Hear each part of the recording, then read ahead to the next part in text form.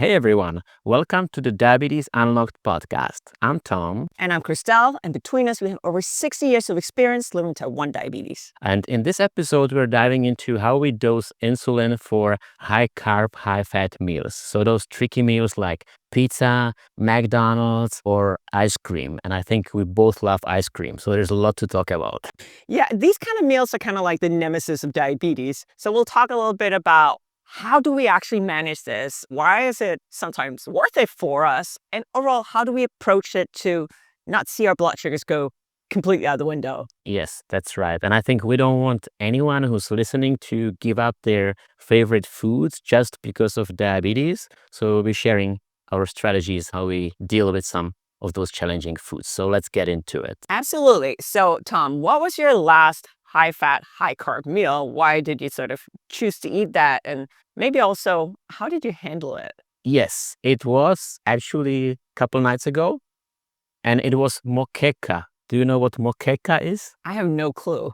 What is that? So it's like a traditional Brazilian stew. It's actually a traditional Brazilian meal, and it's like a fish stew. So it's like kind of fatty fish cooked in coconut milk with peppers, tomatoes, onions. It's really delicious. I love it. It's with lime juice and coriander. So it's like really has a lot of tastes, a lot of things combined, and obviously you eat it with rice, like everything here in Brazil with rice, and also some other side dishes, which one of them is farofa, which is another like traditional side dish. I think the characteristic of this food is like it's a lot of fat and a lot of carbs. There's some amount of protein, but like overall, if you eat like a portion they bring for you, it's a big meal. So it's one of those that are kind of challenging to deal with from the blood sugar perspective. And why I ate this one is, I mean, I'm in Brazil for vacation. My wife is half Brazilian. I'm not sure if I mentioned that earlier on this podcast. I've been to Brazil a few times and I really like local food, and like moqueca, this fish stew is one of those things that I really like to eat.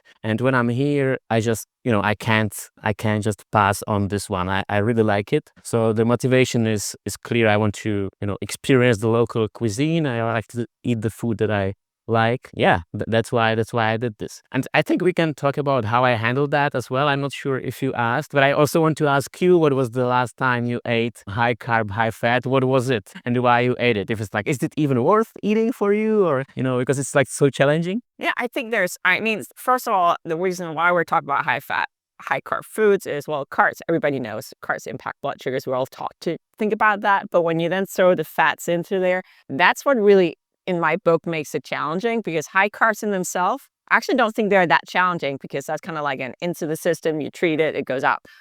When you add all that fat, that slows down digestion, meaning that those carbs can haunt you for hours, and they can haunt you ways. And I know we're going to talk more about it. It was just to highlight that.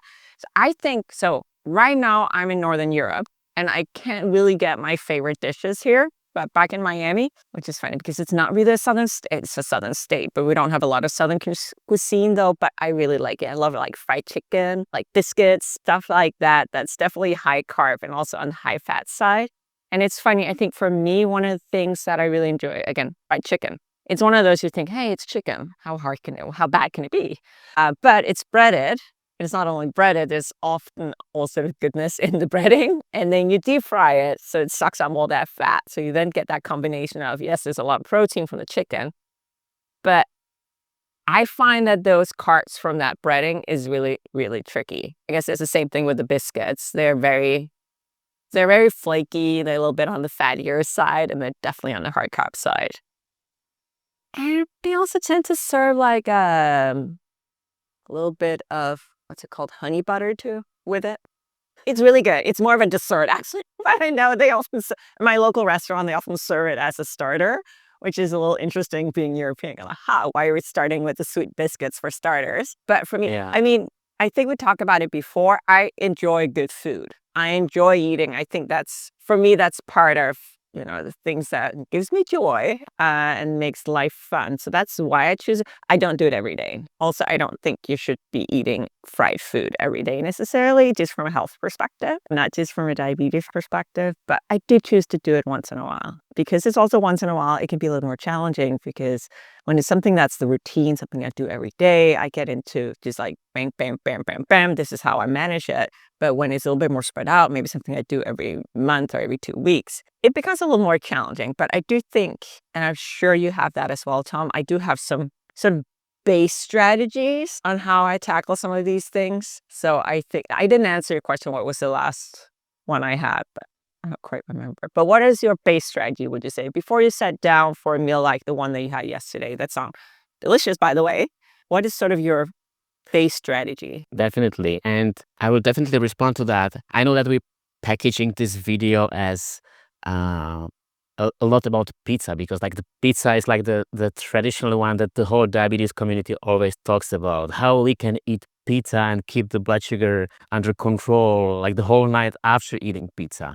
And so I think when I'm sharing the strategy or talking about the strategy for moqueca, so this fish stew with coconut milk and rice, I think that's a very similar characteristic of a meal to pizza. It's like high carb, like processed carb, a lot of fat from the coconut milk. In pizza, you have the fat from the cheese. In your, fried chicken, you have it from like all the oil that is fried in, or like all the butter that goes in there. And so my strategy is, it took me a very long time to figure this out. It's one of those things that I feel like people are not always told by their healthcare team how to handle. So we're always talk, you should count carbs in your meal, and then your insulin dose before the meal should sort of reflect the number of carbs. The more carbs, the more insulin. We're often taught about insulin to carb ratio. We talked about that in a couple of episodes ago when we talked about like dosing for foods in general. But I think that high fat component makes this calculation sort of different.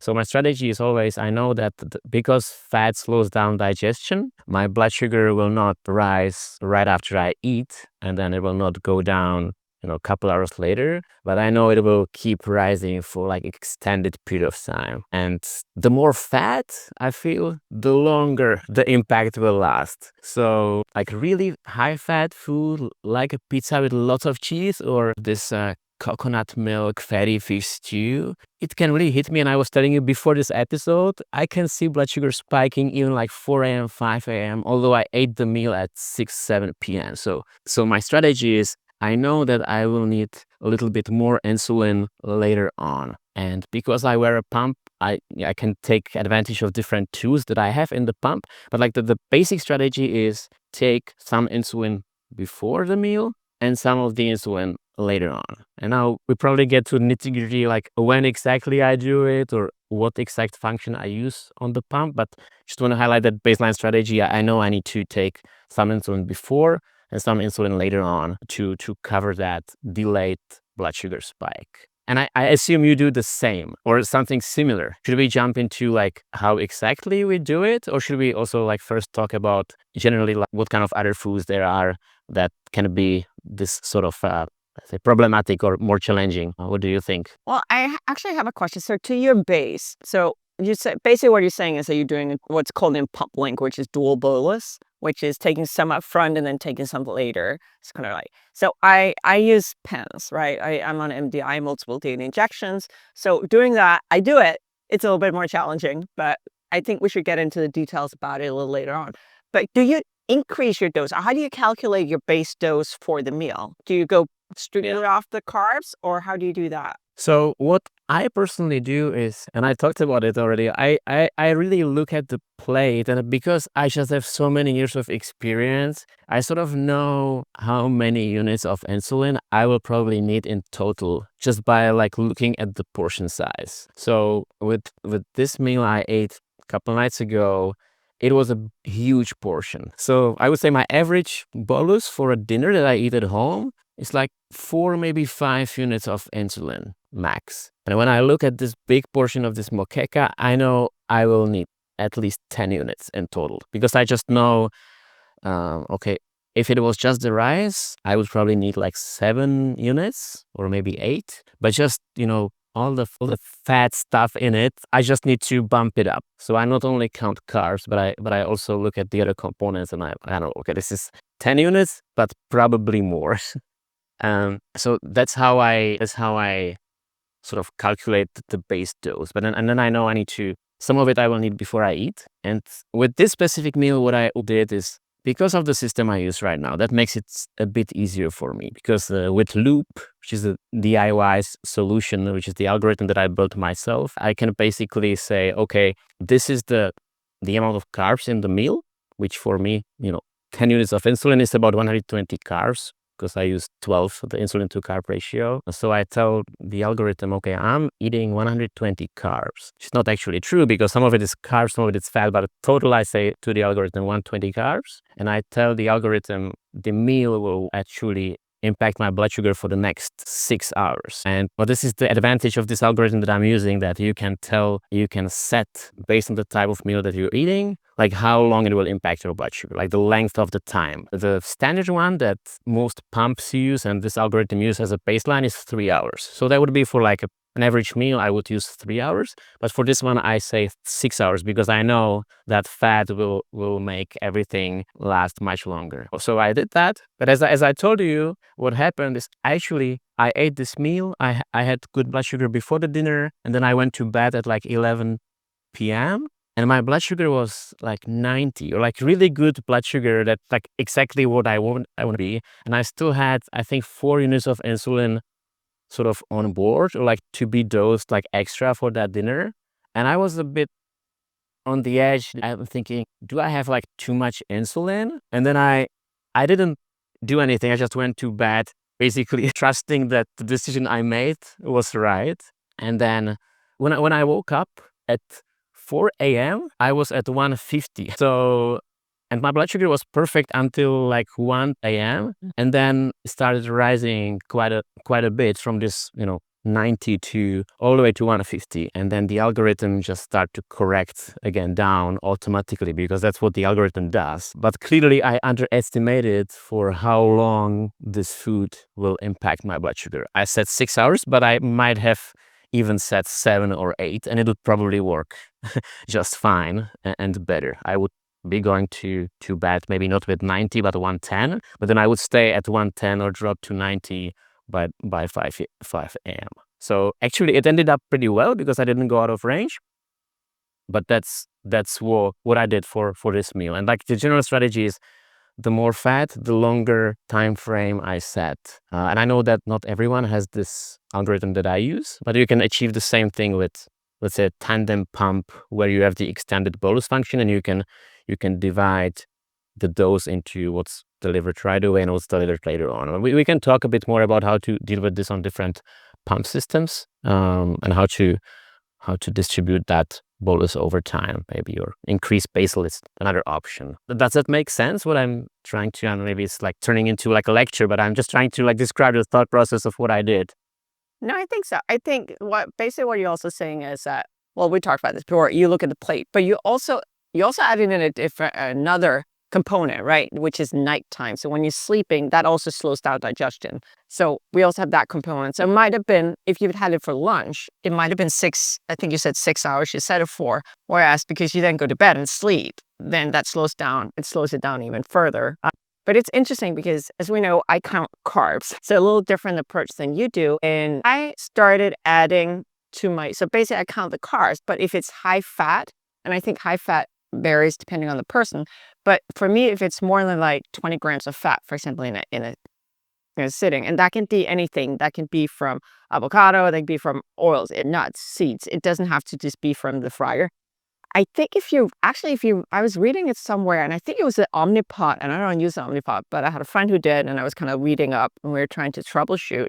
And I think it says for high fat, you could add up to 25% to your base dose to take into account the fat, which is quite substantial, right? That's quite substantial, but you just said that you added 50%, so maybe it's not. But adding that, so if you count carb, it's about figuring out for you about how much should you add to your equation if you're eating something that's high fat. Same thing if it's like high protein, but that's a different calculation. So I think that's what I do. I don't do 25% because for me that's a bit overkill. But I do look at my carbs, and then I add a factor in for the fats. Doing it with a dual bolus is a little bit more challenging because of MDI. So if I'm sleeping, I'm sleeping. I'm not going to set an alarm for 2 a.m. to get up and do a second dose. I'm not. I do have my alarms on my CGM, so they might wake me up. But generally, I try to go in with a 50-50 split, roughly. So I take 50% of my dose, and then I wait until I see my glucose start to rise. And when I start to see that rise, I'll give the second dose. And sometimes I even split the second dose in two. So actually, I'm giving 3 doses. I don't care how many times I have to inject, as long as I get the results that I'm comfortable with. Mm-hmm.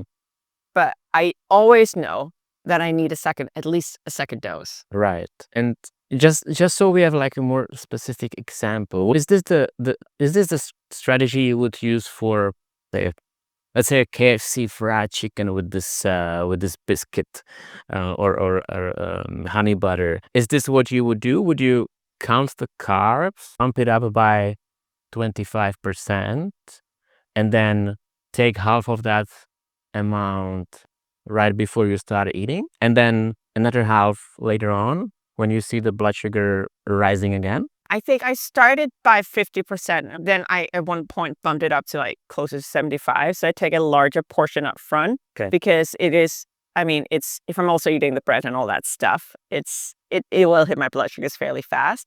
So I think it's one of those things that we talk about. I don't sit down and I look at it and think this is high glycemic, but I think that's going on in the back of my mind.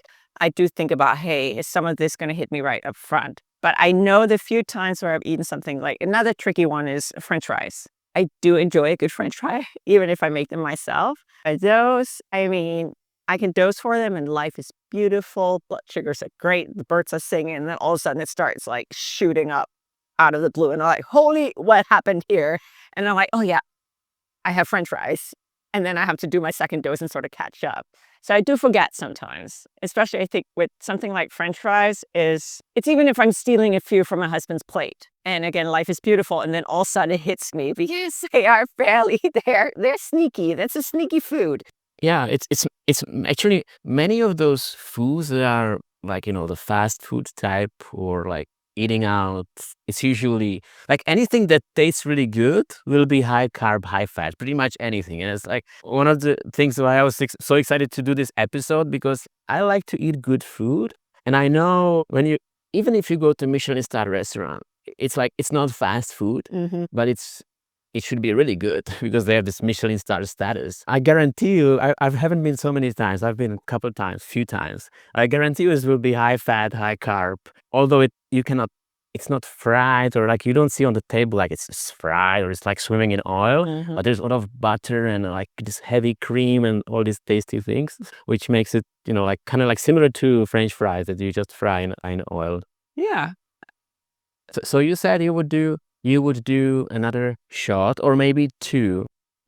And when I was on vacation last time on MDI, just doing shots and not on the pump, what I would often do is I would use the same strategy like I just described. I would, say, okay, this is maybe 12 units of insulin, this big plate. And I would take, I think maybe also 60-70%, is hard to say, it depends on the meal, but let's say half of it or a little bit more than a half of it before I start eating. And then the second half when I saw the blood sugar going up, just like you do, which was sometimes like an hour and a half after eating the meal, or maybe 2 hours, it kind of depends. But then sometimes I realized, okay, this is the 100% of what I wanted to dose in total. But then 4 hours after eating, like, I see I'm spiking again. So I had to add more, which was like an extra of what I initially calculated. And the funny thing is with the pump, I usually don't see that because pump has this algorithm that will correct on top of what you dose. Sometimes I feel like, okay, I calculated something, I feel like it went out perfectly, but maybe the pump was also adding even extra insulin on top of what I set it to, program it to dose. Yeah. And you don't have this benefit when you're dosing manually. You just have to do this third dose maybe. Do you feel the third dose, if you do 3, so if there is a times when you do 3, is it because you kind of underestimated the impact, or is it really like planned, the third ones? I'm just curious. Yeah. No, I never plan for 3 because I don't mind taking as many injections as I need, but I'm not planning to take as many, even though it's possible. That's not part of my strategy. So usually if I need to take a third one, it's because the second one wasn't quite enough. I mean, I do sometimes, I use, which one? Novolog as my rapid acting. I also have Afrezza, which is inhaled insulin. But right now I'm doing Basaglar as my long acting insulin. So that is supposed to last up to 24 hours. I realize now that it doesn't. The reason why I'm saying that is I've started splitting it in the morning and evening dose per my endo's guidance. And so what I have done in a few nights, that's simply increasing my nighttime dose if I see that my blood sugars are too hard to handle just with the rapid acting insulin. That is technically not how you're supposed to use long acting insulin, but if it works, then why not? So, I'll play around with all the different tools that I have in my toolbox. And sometimes that's, again, adding a little bit extra long acting insulin overnight, especially if it's a late meal. Right. And it's a good point. I was actually reading up a bit on like what's the guidance, like or the official guidance for these meals before we were recording. And one interesting source was the Dad Tribe website, and they were giving some tips. Most of them we already said, like we're doing them actually. We were doing these things. But one tip was, okay, if you're using like ultra rapid acting insulin, like Fiasp or Lyumjev, which is the one I use, and you are MDI for the kind of meal like pizza, maybe a rapid acting insulin, which is not that fast, might work better. Yeah. Just to, that's one of the strategies they were suggesting some people use is, okay, they just take slower insulin. So you use Afrezza sometimes. I assume you're not going to use Afrezza for pizza because it's just working too fast and you would go low if you use Afrezza. But I thought that was interesting because I never thought about it to just use slower insulin. And what you are saying with your long-lasting Basaglar or whatever the name is. I don't know why they give insulins these weird names. I know. It's like kind of like similar because you get more long-lasting insulin before bed, which is an equivalent of me increasing the basal in my pump overnight. Yep. Which, by the way, is what I started doing here in Brazil because it's just the Brazilian food is really tasty, but it's high fat. And I've been bumping up my overnight basal and also my correction factor at night because I just kept going up at 4 or 5 a.m. for no obvious reason. And I think that's caused by just eating higher fat foods here in Brazil. I say that. So there are really different strategies. And with pump, there's, just dozens of strategies that people use that I read. And we can talk about some of those as well.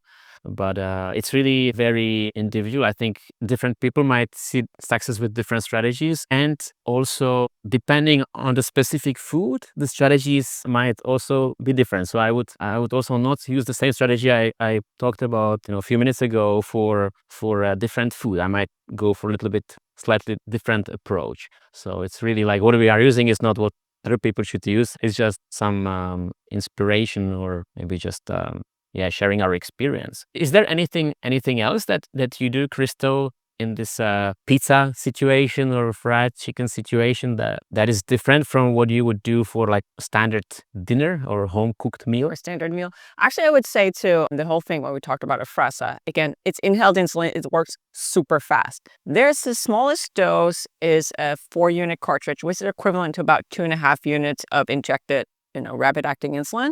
I might use that if I, for the initial dose, because I do know that the initial carbs are going to hit me. It kind of comes in waves. I think that's also what's called dual wave. So it might sometimes take care of the first wave. I'm very careful with using Afrezza overall because for me, I feel like it's extremely effective, but it hits really broadly. It's not for fine tuning. So I use my injected insulin to sort of fine tune but specific strategies. I do think about the evening time, I would say.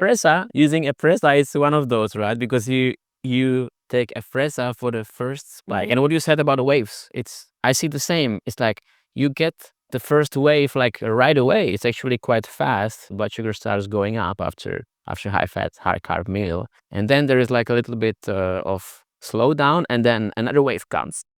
And then I feel like sometimes the second wave can last forever. Yeah. And I just keep throwing more insulin on it and it keeps going up. Yeah, these meals are tricky. They are, and it's fascinating because insulin, one thing is I think it's because the peak of the insulin dose is kind of wearing off, but it's also because food keeps being released into the bloodstream. So you kind of have that first dose wearing off and the body's still releasing energy into the bloodstream. So you kind of have it pushing up. And I think it's inherent in all of us. We don't want to go low, right? So going really aggressive, let's say the second wave, can be a little terrifying. At least that's what I find. Maybe not terrifying, but it can be intimidating. So I think I might be like subconsciously underdosing a lot of the time for the second wave. I'm like, I can always add. I can't pull insulin, but I can always add more. So I'm like adding what I think is right and then waiting, looking at it, going, that's not enough. Then I add more. I think the most important thing is that, and you have this understanding as well, is that we understand we'll probably need more and we understand why. I think understanding the underlying reason for things, why things are happening, makes it a little easier to handle it. But it's, yeah, it's funny. We put this episode as pizza. And I think I told you, I was like, I actually don't eat pizza that often. When I do, I don't eat a whole pie because I'm probably could. I'm a big eater. I could probably eat a whole pie, but I should. So I might have like 1 or 2 slices. Whenever I then look up how many carbs that is, I'm always blown away because it's always like, yeah, one slice is like 30 grams of carbs and 30 grams of fat or whatever. I'm like, holy cow. So I think for one of the things I really have to do, and again, that's here our strategies differs as well, is I have to look it up. Especially if it's something that I don't eat that frequently, I have to look it up because if not, I'm going to guesstimate incorrectly because again, my guesstimate is always everything is 20 grams of carbs. That's just not the case for a slice of pizza. It's just not. Unless it's a really small slice. But you said a few interesting things in this short session. Like you said, you just eat 1 or 2 slices. I think it's actually one of like a good strategies for like someone who's really struggling. Or when I had this time where I was eating super healthy all the time. And that's when I figured out my diabetes, basically, like blood sugar management. For the first time I had like really good HbA1c and time in range was when I was eating really healthy. And it's like a lot easier to dose for healthy foods. And then I started incorporating some of this, pizza or pasta and coconut milk curry, things that are really tasty, but those are like super challenging. And I always underestimated like how much it is, always, because the plate is the same size as your healthy quinoa salad, but it's like it can be triple the the insulin you need. And so I think starting for someone who's not used to this food, so not eating all the time, doing like 1, 2 slices of pizza is much easier to handle or to learn how to dose than doing the whole the whole pizza, because first of all, the impact will probably not, it will not hit you for so long, at least from my experience. And second of all, it's just the smaller the portion is, the less room for error there is. Like if it's a 150 carb portion and you just guesstimating and you're just off by 10%, that's 15 grams of carbs. If it's just a 30-gram portion, you're off by 10%, that's only 3 grams. It's like nothing. So I think it's actually a good strategy to use to just, apply some sort of like portion control to initially figure things out for something that is this new. Another strategy that I use is like I try to, if it's something that I don't eat that often, is I compare it. I try to figure out, okay, is this similar to something that I eat often? And with this Brazilian stew, it's actually very similar to like a Thai coconut curry. It's like a similar thing. It's with rice, it's a lot of coconut cream. And so, if there's always similarity to something you already know, for sure. Not always, but typically there is something that might be a good baseline. So you said you're not thinking like glycemic index in your head, but you kind of know it in the back of your head, but you're not thinking about what's the glycemic index of the fried chicken. Yeah. No, I think it's like it's one of those things. Having lived with type 1 diabetes since 97, there's a lot of things that are just like ingrained. Yeah. There's a lot of, I still sometimes look at a plate and I'm like, 35 grams of carbs. You can just kind of like, your brain is doing something in the background and you're not, it's subconscious, right? You just figure it out. But I mean, I just kind of know what's going to hit me. Like if I'm eating the pie crust, it's bread. It's kind of like eating a dinner roll. It's going to hit my blood sugars fairly quickly, right? I mean, one of the other strategies that you can use, especially if you're in the States, people tend to have a salad before, the main course if you're in a restaurant. So that is something where like adding a little bit of fiber first can blunt the insulin spike a little bit, but it won't necessarily help with the prolonged glucose impact. I do overall feel like, so back to what you said before, I do find that when I'm eating higher fat overall, And that can be quote unquote healthy sources, such as like a lot of nuts and seeds and stuff like that. My insulin needs are just higher. Fats have always made me a little bit, give me a higher insulin need, made me a little bit more insulin resistant. But yeah. I see exactly the same. Speaking of insulin resistance, I was just looking at my, I have iPhone, and iPhone is tracking my insulin somehow. From it gets the information from the Loop app. I don't know how it does it. I didn't even know that's the thing, but it tells me this trend, like when the trend in your steps change, it tells you, oh, you're doing more steps this week. It's great. And now that I've been in Brazil for like 2 weeks, it told me just a couple of days ago, your insulin needs increased. And I looked, so my average daily insulin over the past 14 days is 38 units. The previous 14 days was 28 units. So it's actually like 30% up, or 33% up. That's a lot. It is. And I know when I was doing this low-fat diet, basically eating whole foods and very little fat, I was only taking 18 units of insulin a day. So it's like I'm taking more than double that now, a little bit higher fat. So it's definitely, some people say the best diet is low carb or like keto, just eating a lot of fat and a lot of protein. But on myself, I see like it's really like hitting my insulin sensitivity, and I'm a lot more insulin resistant. I just need more insulin to cover that sort of eating. So it's really interesting. And I like that you're using the word interesting. It's a rabbit error. No, not at all. I really appreciate you using the word interesting, because I don't think it's bad needing more. We need the amount of insulin that we inject is the amount of insulin our bodies need at a given time to manage our blood sugars. I don't think insulin in itself is inherently good or bad. It's just, it helps us stay alive. I think that it can become complicated when we need very large amount of insulin to manage our blood sugar, because it's just, back to what you said before, if you're eating like 150 grams of carbs versus 15, there's a larger room for error. So that can make it a little bit more challenging. But you know what?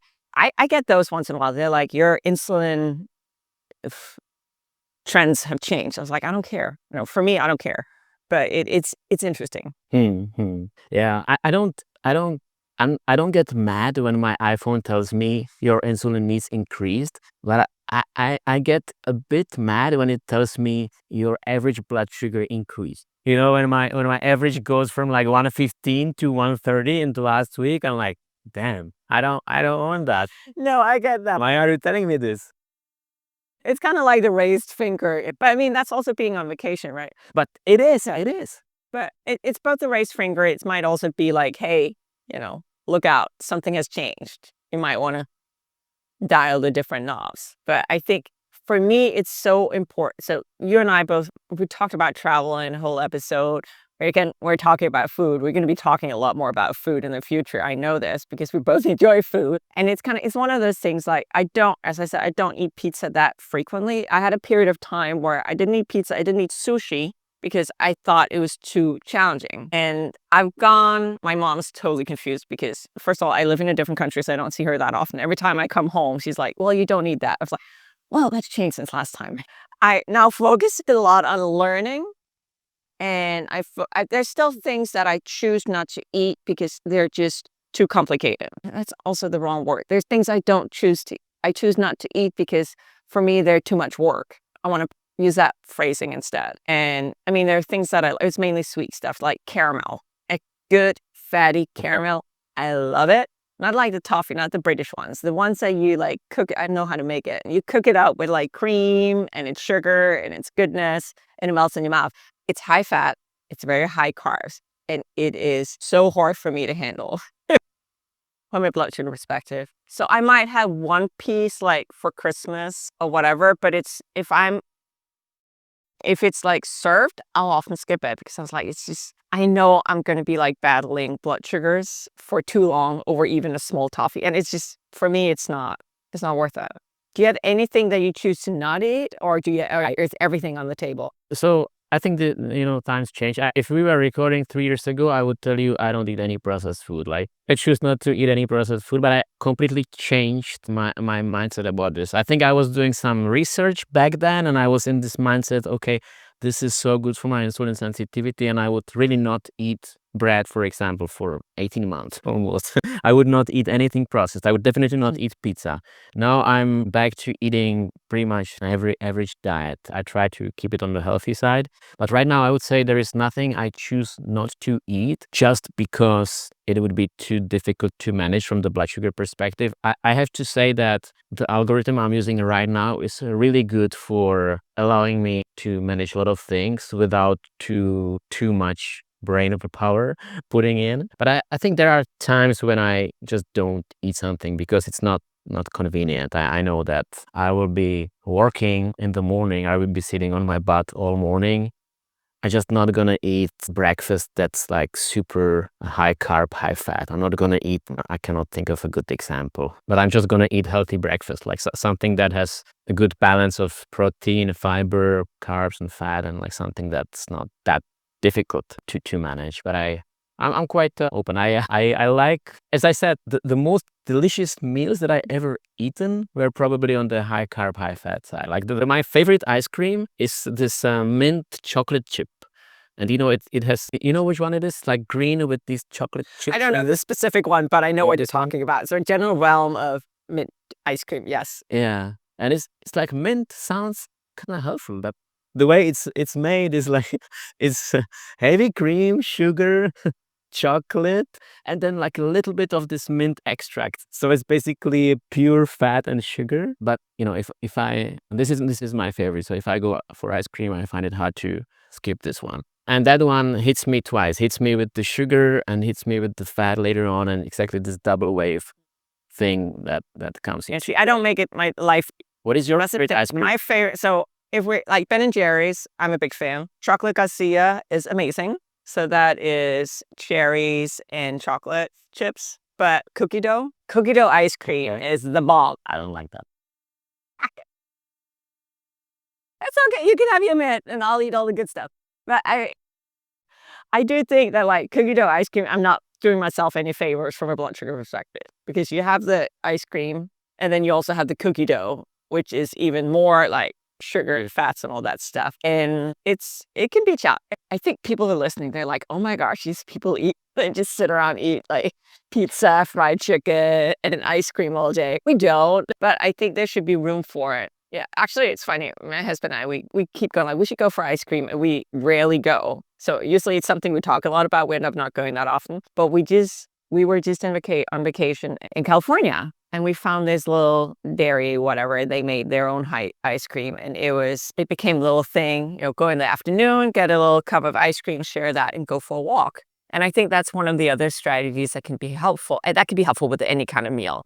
But I had to be a little bit more careful with the upfront dose, because I would eat the ice cream, would share the ice cream, sit in the plaza in the sun. It was beautiful. It was very romantic. And eat our ice cream, and then we would go for a walk, right? So again, I had to be a little bit more careful with the upfront dose, because walking would then intensify the insulin. But it would also continue kind of like keeping my blood sugars in check. So if we go for an hour walk after an ice cream, I wouldn't... Yeah. I would see very pleasant blood sugars, let's say, like that. And I wouldn't really have to think about it until a little later. I would still need a second dose, but usually not until I got home and sort of sat down. So yeah, I think taking a walk is a good one, because that might help with the second wave, and also it's a good point to not take too much. So let's talk a bit more about ice cream, because I think it's one that we both eat probably most often of these like high fat, high carb. And as you said, like I don't eat this kind of meal all the time. So most of the time I actually try to be more on the healthy side, and I enjoy it. But with ice cream, I don't take the same strategy for ice cream and pizza, let's say. So for ice cream, I see more immediate blood sugar impact. So what I do is I would take, whenever I can, I would pre-bolus. So I would take my insulin 15 minutes even before I eat the ice cream, in ideal case when I can time everything, or 16 minutes actually. If you don't know why, then you have to watch the previous episode. With pizza, I would not pre-bolus probably. I might do like 5 minutes or whatever when they bring it to the table, but I don't need to, because it doesn't hit me that hard at the beginning. Do you have similar thought process around this, or do you just throw some insulin before you eat and then some after? So all the insulin added. I think I'm trying to think here. So most of the things I will pre-bolus for, because even with pizza, most marinara sauce, which is like the tomato sauce that's on there, actually has some sort of sugar in it. And most of the crust has sugar in it. So it also depends on which, do you like make the pizza yourself from scratch? If I know what goes into it, it's different. Also, getting a sorbet ice cream over the cookie dough one I just mentioned is going to be different experiences. Some French fries, I think the McDonald's ones, I don't remember the last time I went to McDonald's, but they used to, in the coating they had on their fries, there used to be brown sugar in there. That's why they were so good and became so crispy. Then I threw them in the fryer. So that kind of thing is also going to hit. I mean, I think there's a lot of moving parts. For the most part, I'll probably try it and bolus a little bit before, at least just to get the insulin rolling. I also think there's a big difference between you being on a pump and me doing MDI. Because with a pump, you do have rapid acting insulin going all the time, whereas I'm kind of like the train that stops and goes. Every time I add insulin, we kind of get started and then we start going and we start going and then start going and then it's out of the body, everything stops. You have something going all the time. So I think there's different strategies depending on how you manage your diabetes. That is very true. Yeah. There's one fancy thing I have with Loop. This is a pre-meal temporary profile. So you just hit one button in the app and it lowers the blood glucose target to like between 75 and 80 milligrams per deciliter, which is, I don't know, around 4.5 millimole for 1 hour. And then which kind of gives some insulin, although you don't know how much. I don't know how much I'm going to be eating. I might not even know what I will choose to eat, but I know, okay, maybe I'm just leaving the hotel room and I'm going to to a restaurant like 5 minutes from here. I can already activate this profile, and by the time I'm sitting at the table, I will be a bit lower and will have a bit more insulin on board, which is kind of amazing, like to have this profile. And if you don't eat within 1 hour, this profile will stop. So I will not go low.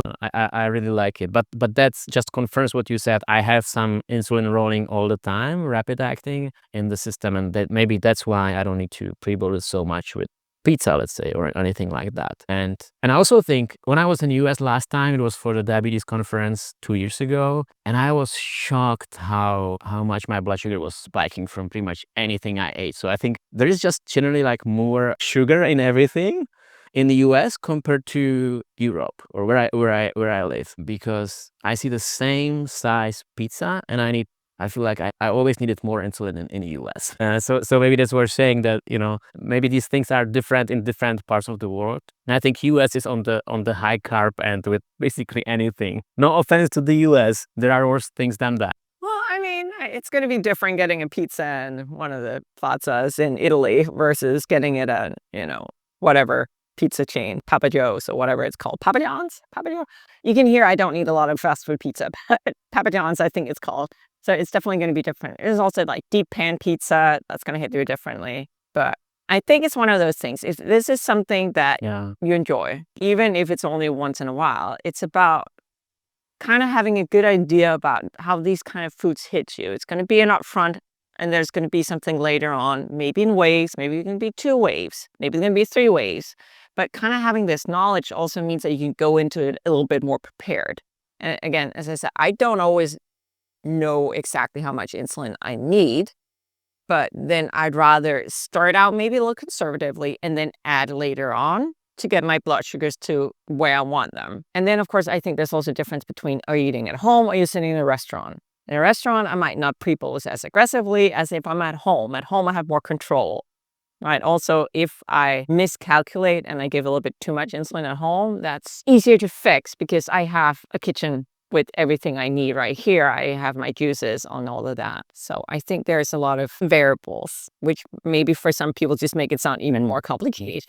Yeah, but maybe what we could do, because I think you described really well the tools that you are using with MDI, and I kind of described what I do with Loop, which I think is a very specific algorithm. Not many people use it. I think the most commonly used algorithms are, Control IQ and Omnipod 5. That most people who are on the pump, or Medtronic, who are on the pump, use some of these algorithms. And I think Tandem and Omnipod are actually very different in what they allow you to do in the automated mode, where you are basically in the hybrid closed loop mode. Because with tandem, what is pretty amazing is you can do an extended bolus. So you can look at the plate, or you can calculate the carbs and bump them up by whatever you think is appropriate for the high fat meal. And then you can say, okay, I want to deliver X percentage of the dose before the meal and Y percentage over a set time after the meal. So what people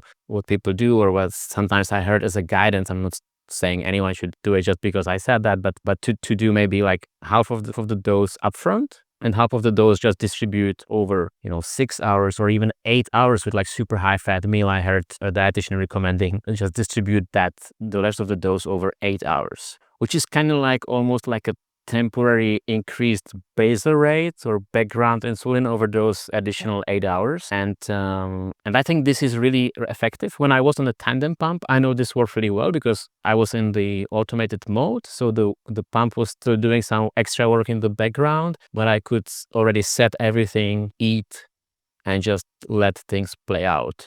With Omnipod 5, there's no like extended bolus function. So one has to say, okay, maybe I give 50% now and 50% in 2 hours, or whenever I see the blood sugar rising, which I think is a bit more tricky to do because you have to go back and kind of like equivalent almost to MDI.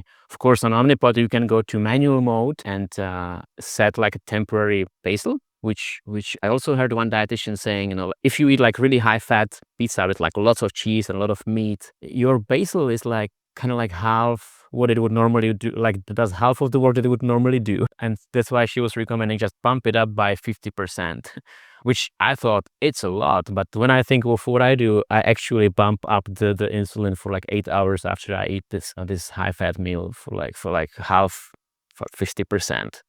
And it's usually plays out that way. It's I think with Omnipod you don't have this extended bolus, so you need to use some sort of alternative approach because from my experience with Omnipod 5, the algorithm on its own is not able to handle a pizza. It's just not. You cannot do one dose before you eat and be done with it. It's not. It will never handle it unless you do it every day and the algorithm already knows, okay, this is what. I mean, that's also what I've seen from others.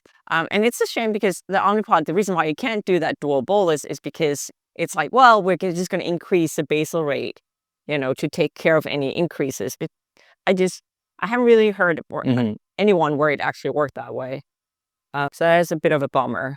I mean, it's funny, when you talked about the loop system that you're using right now, so we had the other episode, again, if you're listening out there, you didn't check this out, we had an episode where Tom was trying to convince me about insulin pumps. I think if you had mentioned the whole thing about, that you could set the dose differently for the hour up until your meal, that's a really strong argument for pumps because that's brilliant. That it can already start sort of prep you for a meal, but it's not, even if you don't eat, you won't necessarily go low. I think that's brilliant. And I do think there's a lot of things that the pumps can do when it comes to these kind of meals that are, again, brilliant. Can you copy it with manual injections? Yes. But again, you have to be willing to take the amount of insulin doses needed. And you need to, I think actually with both pumps and with the MDI, you need an understanding of what's going on, right? You need an understanding that if you give the 100% up front with an increased bolus, you might go low. And we have to split it out and sort of spread it out to when the food actually hits the bloodstream. I mean,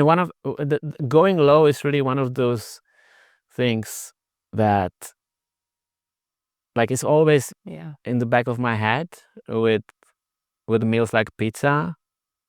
And that's most of the time the reason when I end up giving too little insulin up front, it's probably because of that. And it actually happens more often than I would like to, I have to admit. It's just because I look at the plate and like something is in the back in my head that kind of makes me put like a lower amount of carbs in the pump that I should. So I kind of like take that into account, like working things back. And I recently I've been more aggressive, but I know there's always like in the back of my head, I don't want to go low because after eating a big pizza or like a big plate of Thai curry, I don't want to have to be eating like glucose tabs 1 hour later. Like that's the last thing I want. That's one of the most annoying things is like if I see myself going low, and I remember I have several situations where I'm looking at my husband, I'm like, I'm going low now. it's really annoying because I know in half an hour, my blood sugar will start rising because I know the second wave is going to hit me. But, I'm not going to sit here and go low. So I have to eat glucose knowing that everything is going to start rising by itself in half an hour and I have to take more insulin. And now I also have to take more insulin for the glucose. So yeah, I hear you. I hear you. Yeah. You mentioned that episode when I was trying to convince you to the pump. I think I did not do a very good job because there's like so many things that I could have brought up that I didn't. It's kind of hard because it all comes to me when we talk about these specific situations. But when I'm supposed to like put everything in a presentation and like make someone understand all the benefits, it's a lot of pressure actually. I think I did a really bad job because there's also other things, with the, let's say, like one of the examples I just mentioned, use the temp basil after eating pizza to work against that delayed spike. The nice thing about the pump is that when you see that the spike maybe is not as much as you expected it, maybe the pizza didn't have that much cheese, it didn't have that much fat, and it's not gonna hit you so hard, 6 hours later. You can always cut off the temporary basil. You can always, with loop as well, you can go back and change the time interval for the food in the algorithm, and you can cut off that insulin, that extra insulin, and most of the time it will be okay unless you do it too late. You don't need to eat extra carbs to not go low. So with pump, it's really, there's a lot of flexibility around these challenging foods. You can really you are really flexible on that. One thing I wanted to ask you, I know we're talking mostly high carbs, high fat, but for, let's say, high carb, high fat versus high carb, high fat, and high protein, would anything change for you, or would the strategy be the same? I think overall the strategy is the same, but I will add even more insulin. Because then I also add insulin for example, the fried chicken, I think is a good example because chicken is high protein. So if I'm eating like a whole half chicken or chicken and thigh or whatever, I will also think that in. But often for me, it could be way more thought through, I guess. But often I just add an extra unit for the protein, which is like it's just like an SD unit, and it usually works out. Yeah. No, I think it kind of makes sense. Like 1 unit also for me is okay. Just because I think I mentioned in our previous conversations the Warsaw method, which is like a very scientific way how to calculate insulin dose for protein and fat. And they are using, in this calculation, they're using the insulin to carb ratio as the baseline. But then for protein, for 1 gram of protein, you would take 40% of what you're taking for 1 gram of carb. The only difference is you would take it 1 hour after you eat, or depending on some other characteristics. So usually in a normal portion, you will have that 20-25 grams of protein. If your insulin to carb ratio is 1:12 like mine, you take 40%. Then you land around 1 unit. So it kind of makes sense for me as well. It's totally random that we ended up in the same place. It doesn't mean we have the same ratios, but I think this 1 unit is like reasonable for me as well. With let's say a pizza with salami or like meat or something like this with more protein, Yeah. or with fried chicken. By the way, this Warsaw method, like anyone who wants to get scientific about calculating insulin for protein and fat, I think that's a great tool because it really describes the mechanic of how you can calculate the dose, and it also says when you should give it. If you should give it 1 hour after the meal or 2 hours. It's really depending on the ratio between carbs and the fat and the protein, and it worked for me really well when I was on like MDI or previous pump systems where I could not do extended bolus. I used this, and it was a good way to learn how to dose insulin. It might be also be a good starting point. I feel like a lot of these guidance, there's different guidance for different things, like for exercise, for how do you dose for fats, how do you dose of protein.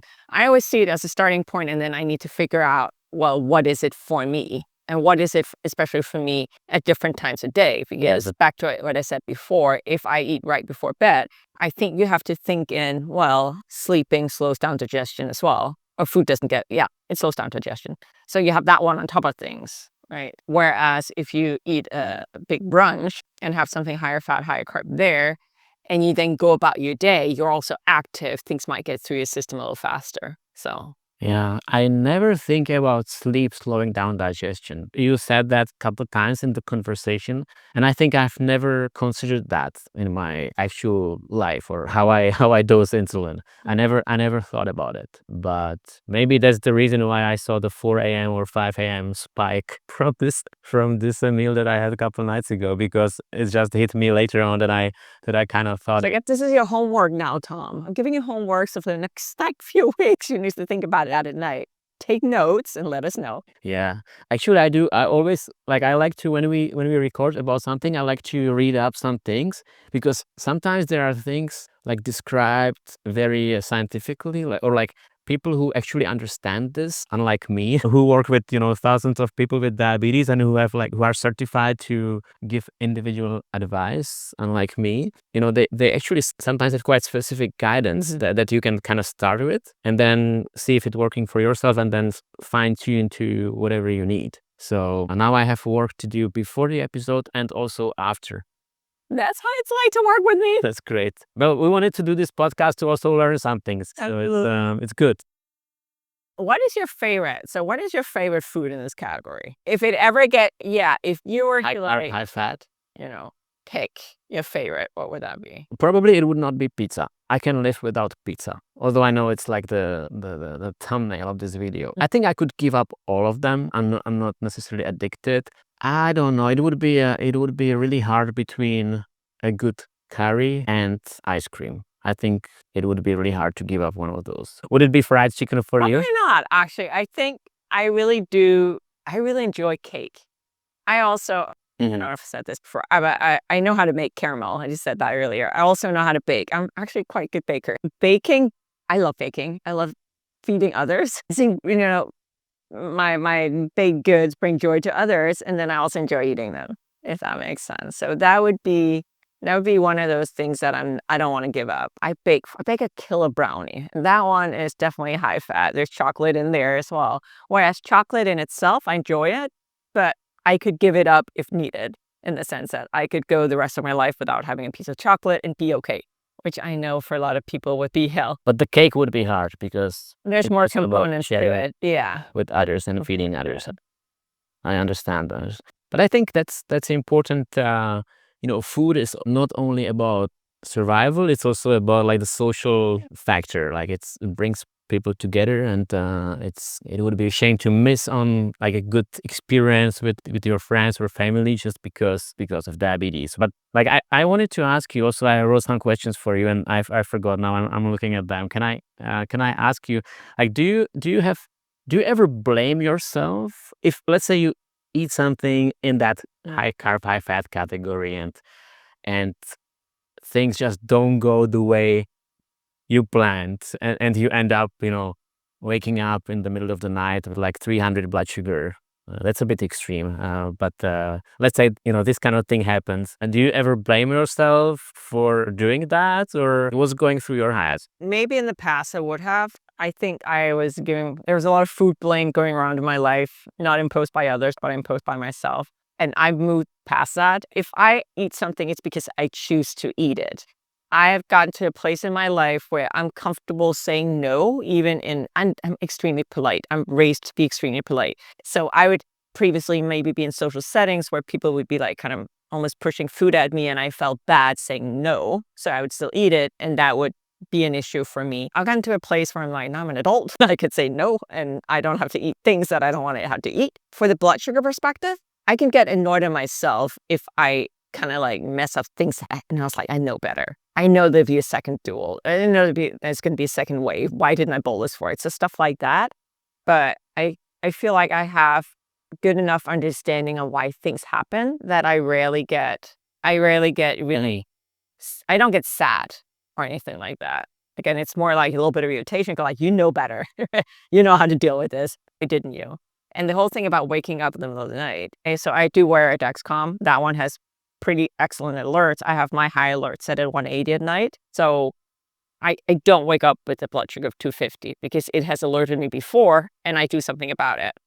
Mm-hmm. So that's kind of my safety mechanisms I have set in place. I have my tech, which I'm incredibly thankful for. Yeah. So no, Do you? I mean, this middle of the night situation, I brought it up because it happens to me not very often. It's like it used to be more often. Now I feel like I'm really on top of things, so it doesn't happen very often. But it does happen that I wake up in the middle of the night, or it's already in the morning, or I just wake up and I feel this like feeling of like heavy legs, and I just immediately know my blood sugar is high, or it's shooting up. I can feel it. I don't need to look. I don't need to have alarm. And I told you, I don't use alarms anymore. I turned them off a few months ago, and I still don't have them on.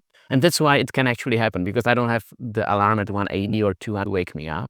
By the way, the alarms not always, when I had them on, they did not always wake me up. I can sleep through the alarms. And when I wake up like this, I'm just not feeling physically great. And I don't even need to be at like 250 or 300. I can just be at 200-ish. But just because usually I'm not at this level, I think the body is not used to it. And I just feel like physically I'm not, and I'm like, I know exactly what happened. And I look at the graph and like, I know exactly what went wrong. And so it's just sort of frustrating for me to be in that situation, because it combines this like I'm physically uncomfortable, and also like mentally I'm kind of like upset. I'm not annoyed or anything, but it's just it's annoying when it happens. So that's why I asked, because like do you also sometimes look at, like, let's say things don't play out and you look at the graph and like exactly what went wrong? It's always easy to be smart in hindsight, right? So I try to just let things go. I try, but yes, it's annoying. I mean, whenever you forget your umbrella at home and it's raining, it's annoying. So I think there's a lot of things where, you do things in life and they're annoying, but then you have to let it go. And I really think that one of the steps to mental health when we live with diabetes is to be able to let things go and look at things going like, I know why this happened. Yes, it's annoying, but I'm not going to beat myself up about it. It's in the past. Do I learn from it? Yes. Sometimes the learning is this was weird and I'm moving on. Because there's also things sometimes where I'm like, I have no clue why that happened. That makes no sense. But there's no learning for me necessarily here. So I need to just move on. And sometimes there isn't learning, but Yeah, that's a good point. It helps to get curious why it happened. If you don't maybe know right away, and maybe when you kind of think about it or write things down, then you can learn some pattern that you didn't know before. Sometimes it's just happens, feels completely random, but yeah, it's annoying. I think what you just said is great, to let go and just maybe focus on like why it happened and what I can do differently next time. That's what also worked for me in the past. And I bought umbrella. It's funny that you brought up umbrella. I don't use umbrella much, and I think in Switzerland it rains quite often, in like starting end of October until April.